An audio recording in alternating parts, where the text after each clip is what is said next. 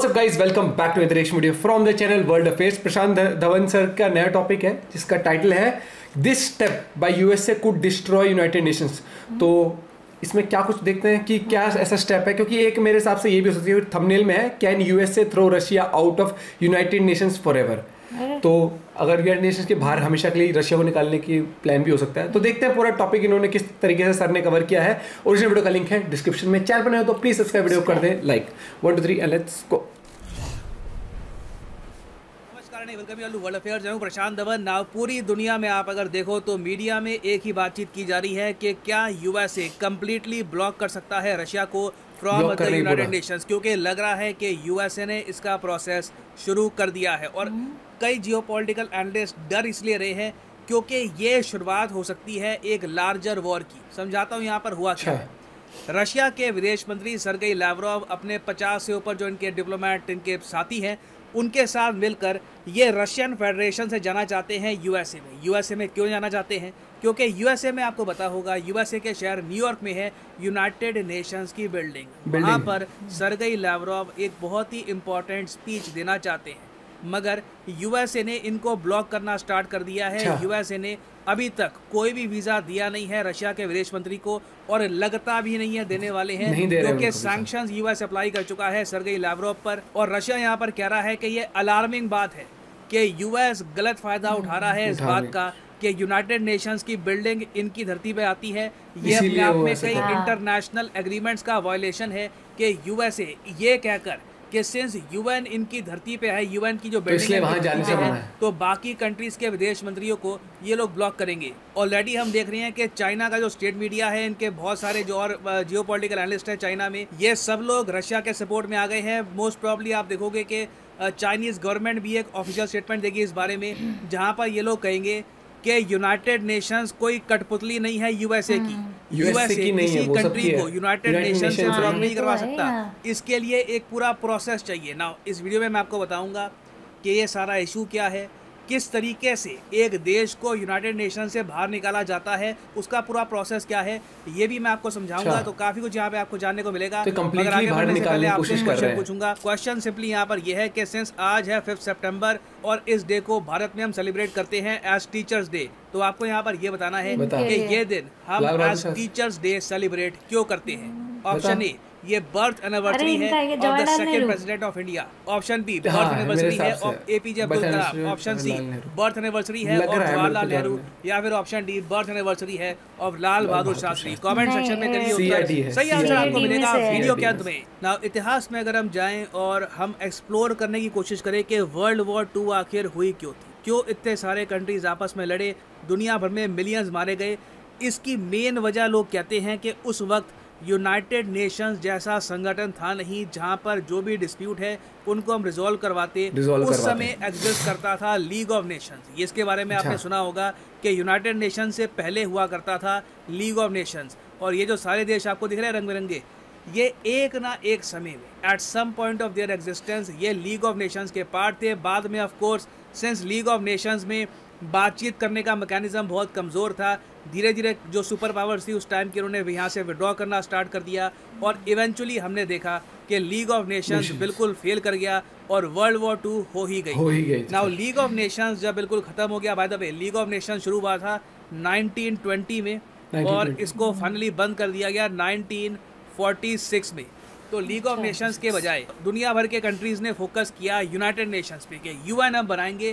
और United Nations का main purpose पता है क्या है? आप सोच कर देखिए, यूनाइटेड नेशंस की जो एग्जिस्टेंस है, चाहे डॉक्यूमेंट्स में कुछ भी लिखा हो, मगर ओवरऑल जियोपॉलिटिकल कंटेक्स्ट में यूनाइटेड नेशंस का मेन काम ये है कि वर्ल्ड वॉर 3 ना हो जाए। और अभी रिसेंटली आप अगर देखो 2020 में जब यूनाइटेड नेशंस ने अपनी 75th एनिवर्सरी सेलिब्रेट करी थी, तब इन लोगों ने लिटरली कहा था कि ये एक अकॉम्प्लिशमेंट है यूएन की कि 75 ईयर्स हो गए और वर्ल्ड वॉर 3 अभी तक नहीं हुई। नहीं तो आप देखोगे वर्ल्ड वॉर 1 और वर्ल्ड वॉर 2 में जो ओवरऑल ईयर्स का डिफरेंस है ये काफ़ी कम था। मगर यूएसए आज के समय मैं कहूँगा ऐसे स्टेप्स उठा रहा है जिससे यूएन बिखर सकता है। और यूएन एक बार बिखर गया ना, फिर मैं कहूँगा मेजर कॉन्फ्लिक्ट होने के चांसेस बहुत ज़्यादा है। इससे पहले काफ़ी महीने पहले मैंने आपको बताया था कि यूक्रेन वॉर हो सकती है, इवेंचुअली यूक्रेन वॉर हुई कि स्मॉल स्केल कॉन्फ्लिक्ट बढ़ सकती है, बाल्टिक जो स्टेट्स हैं उनके साथ टेंशन बढ़ सकती है, वो भी हम आज के समय देख रहे हैं। मगर कभी भी आपने नोटिस किया होगा, मैंने ये नहीं कहा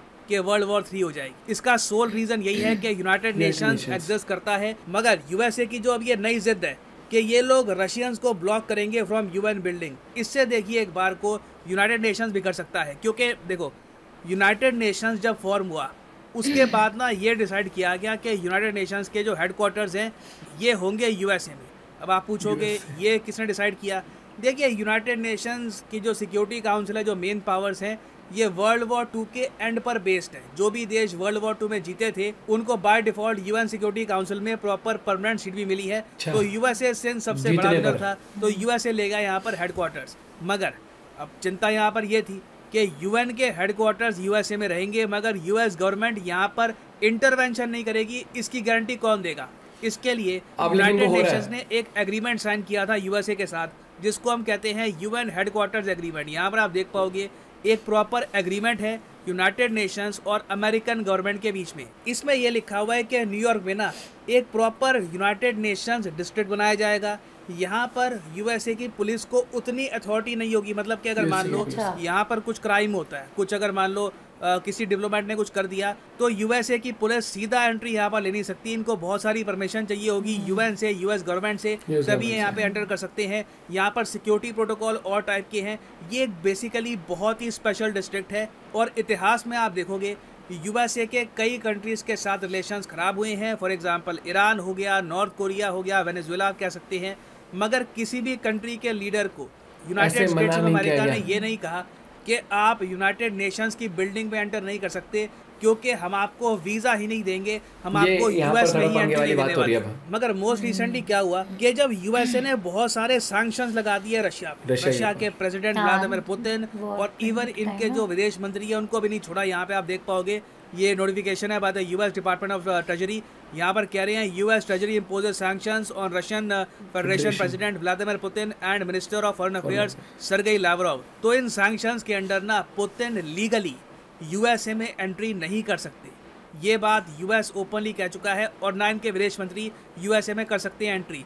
रशिया ने भी, वैसे मैं ऐड करना पड़ेगा मुझे यहाँ पर, रशिया ने भी इसके जवाब में यूएसए को भी कहा कि ठीक है, तुम भी हम एंटर नहीं कर सकते हमारे देश को। और रशिया ने एंट्री बैन कर दी जो बाइडन और ब्लिंकन की। मगर यूएस यहाँ पे हंस रहा था कि हम लोग रशिया में जाना भी क्यों चाहेंगे, रशिया में कौन से हेडक्वार्टर्स हैं। ये जो सारी गेम है ये कम्प्लीटली रिग्ड है। यूएस ऑलरेडी यहाँ पर विनर है, क्योंकि रशिया को आवश्यकता है यूएसए में जाने की। यूएस अगर नहीं जाता रशिया में, यूएसए के प्रेसिडेंट नहीं जाते रशिया में, तब कोई उनकी इंटरनेशनल एंगेजमेंट खराब नहीं होगी इससे ना। एक तो ये सैंक्शंस वाली बात है, उसके अलावा यूएसए का जो पार्लियामेंट है, जिसको ये कहते हैं यूएस कांग्रेस, यूएस कांग्रेस ने रिसेंटली यूनानिमसली वोट किया कि चलिए रशिया को ना all together United nation security council से, फिर यूनाइटेड नेशन से बाहर निकालते, यूनाइटेड नेशन से बिल्कुल रशिया को अलग कर दो, क्योंकि इन्होंने यूक्रेन पे अटैक किया है। ये बहुत बड़ी बात है, ये किसी मेंबर ऑफ पार्लियामेंट ने नहीं कहा, यूएस कांग्रेस ने यूनानिमसली इस पर एक रेजोल्यूशन पास किया था। अब यहाँ पर आप कहोगे क्या यूएस ऐसा कर सकता है? क्या कोई भी कंट्री यूनाइटेड नेशन से बाहर निकाला जा सकता है? तो मैं कहूँगा देखिए इसका एक प्रोसेस है। प्रोसेस ये है कि मान लीजिए फॉर एग्जांपल एक देश है वेनेजुएला, यूएसए चाहता है कि वेनेजुएला को यूनाइटेड नेशन से बाहर निकाला जाए। प्रोसेस इसका ये होगा कि पहले यूनाइटेड नेशंस के सिक्योरिटी काउंसिल में जाएगा यूएसए। सिक्योरिटी काउंसिल में 15 मेंबर आपको पता है, 5 परमानेंट है, 10 टेम्परेरी। यहाँ से ना एक अप्रूवल लिया जाएगा कि जो यूएन की जनरल असेंबली है, जहाँ पे 193 मेंबर हैं, उधर हम वोटिंग करवाना चाहते हैं इस मुद्दे पर कि वेनेजुएला को यूएन में बने रहना चाहिए या फिर इसको निकालना चाहिए। तो पहले यहाँ पर सहमति देगा सिक्योरिटी काउंसिल, उसके बाद बात जाएगी जनरल असेंबली में, और फिर जनरल असेंबली में अगर वोटिंग होती है मेजोरिटी में, तो वेनेजुएला को बाहर निकाला जाएगा from the United Nations. Russia का केस आप अगर देखो ऐसा है कि रशिया को बाहर निकालना यूनाइटेड नेशन से इम्पॉसिबल है। इम्पॉसिबल क्यों है?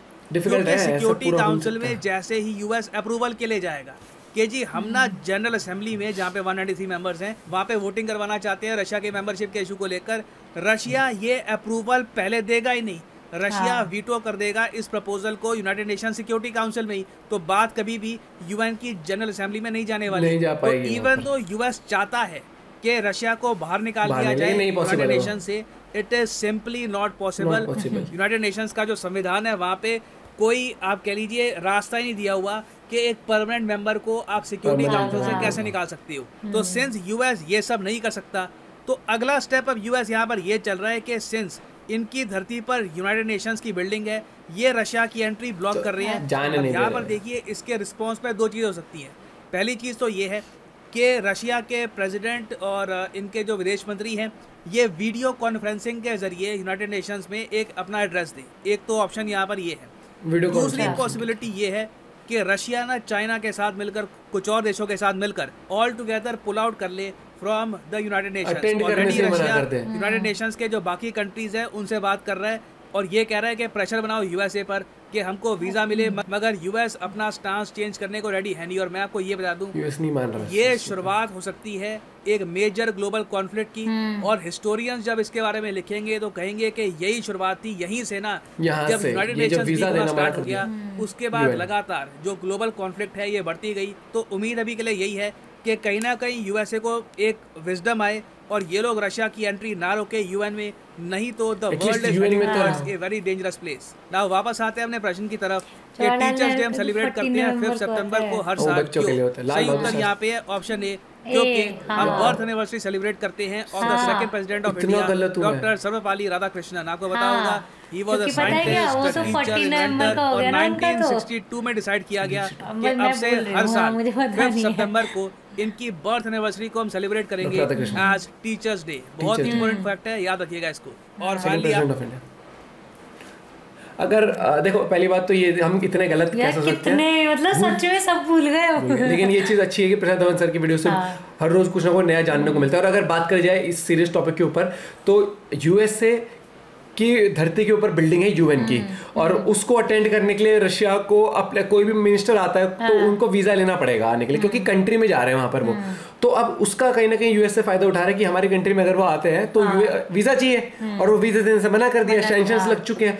तो वो अपने तरीके से सही गेम खेल रहा है वो दिमाग लगा के, क्योंकि अब ये है कि सैंक्शंस लग चुके हैं, यूएस ने लगा दिया यूक्रेन इन्वेजन के बाद से, जब से वॉर हुआ है। तो अगर बात करी जाए कि ये सही स्टेप है नहीं है, मेरे को लगता है कि अगर इतना कुछ है भी तो एटलीस्ट ये यूएन की जो मीटिंग होती है उसमें प्रॉपर अपनी सिक्योरिटी भेज के एयरपोर्ट से उनको लेके बिल्डिंग तक ले जाए, और मीटिंग के बाद वापस उनको वहां से भेज सकते हैं। अगर इस तरीके से भी अगर वो चाहते हैं तो प्रोटोकॉल, क्योंकि कहीं ना कहीं ये एक मेजर, जिस तरीके सर ने भी दबाव डाला कि ये मेजर रीजन हो सकता है ग्लोबल लेवल में कॉन्फ्लिक्ट्स का आने वाले टाइम। और कोई पूछेगा ना कैसे शुरुआत हुई थी, इस तरीके से, क्योंकि यूएन यूनाइटेड नेशंस जहां सारे देश मिलके आपस में एक क्या बोलते हैं, जो भी चीज़ होती है उसमें प्रस्ताव, कुछ भी चीज़ डिस्कशन होता है, उस संस्था के अंदर जाने से रोक रहे हैं, तो एक कहीं ना कहीं कॉन्फ्लिक्शन आ जाएगा।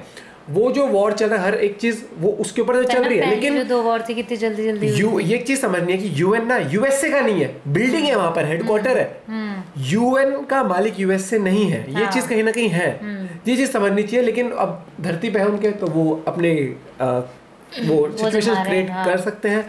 लेकिन इस बारे में मुझे लगता है रशिया बाकी कंट्री से भी डिस्कस कर रहा है कि वो पुल आउट करे, जैसे चाइना हो गया, मेरे हिसाब से इंडिया से भी डिस्कशन चलेगा, तो और भी कंट्रीज से अगर वो पुल आउट करेंगे तो एक मेजर लेवल पे बहुत सारी कंट्रीज अगर पुल आउट करेंगे, इससे अटेंड करने से मना करेंगे, तो एक प्रेशर बन सकता है यूएस के ऊपर। तो तब देखते हैं क्या होता है। बाकी इंटरेस्टिंग तरीके से बिल्कुल पूरी वीडियो में समझाया गया है, और यही चीज़ मेरे को अच्छा लगता है कि वो पूरा ना डिटेल वो कहते हैं कि अभी जैसे ये टॉपिक है तो उसको कैसे क्लियर करते हुए कि ये सेकेंड वर्ल्ड वॉर के बाद डिसीजन लिया गया था कि जो कंट्रीज थर्ड वर्ल्ड वॉर बड़े लेवल पे थी उनसे मिलके फिर डिसीजन लिया कि हेडक्वार्टर यहाँ होगा हर एक तरीके। तो एक तरह से ये 75 साल होने की खुशी में कह रहे थे ना कि अकम्पलिशमेंट है बहुत बड़ा कि वर्ल्ड वॉर 3 नहीं होने दिया। लेकिन अगर सिचुएशन से टेंस रहेगी तो भैया कुछ नहीं पता। ये चीज़ मैं हमेशा बोलता हूँ कि कुछ भी हो, पॉलिटिक्स हो कितनी भी हो, लेकिन उसको एंड ऑफ द डे आम आदमी पे आ जाती हैं ये चीज़ें, क्योंकि पॉलिटिक्स तो होती है लेकिन आम आदमी, जैसे अब रशिया यूक्रेन का वॉर हुआ है, चाहे हम गलती यूक्रेन की बताएं चाहे हम रशिया की बताएं, वो चीज़ अलग है, लेकिन एक आम आदमी सफ़र करता है इस चीज़ के अंदर। तो मुझे लगता है कि थोड़ा सा इस चीज़ को ना समझना चाहिए, और किस तरह बाकी लीडर्स हैं इतने बड़े लेवल पे तो उनको टैकल करना आना चाहिए, और अभी भी देरी नहीं हुई है कि चीज़ों को किस तरीके से सॉर्ट आउट करना है। बाकी हम तो भैया आम आदमी, हम न्यूज़ ही देख सकते हैं, हम थोड़ा समझ सकते हैं, लेकिन आज की जो युवा पीढ़ी जो सर की वीडियोस देखते हैं ना, एंड ऑफ द आने वाले टाइम में इनमें से ही लीडर्स निकलेंगे हर एक चीज। तो एक ग्रूमिंग बहुत इंपॉर्टेंट होती है, और इनकी वीडियो से जो मेंटल जो आपके माइंड की शार्पनेस है फैक्टफुल उससे होती है, एक चीज। प्लस उसमें देखा है हर न्यूज़पेपर की एक चीज आर्टिकल वगैरह सब दिखाते हैं। तो आपका इस बारे में क्या कहना है कि मतलब यूएसए को उनको अलाउ करना चाहिए, नहीं करना चाहिए बाकी रशिया को, और क्या ये स्टेप ठीक है? अपना पॉइंट ऑफ व्यू जरूर शेयर करना। मिलते हैं वीडियो के साथ। Till then bye, have a good day, take care.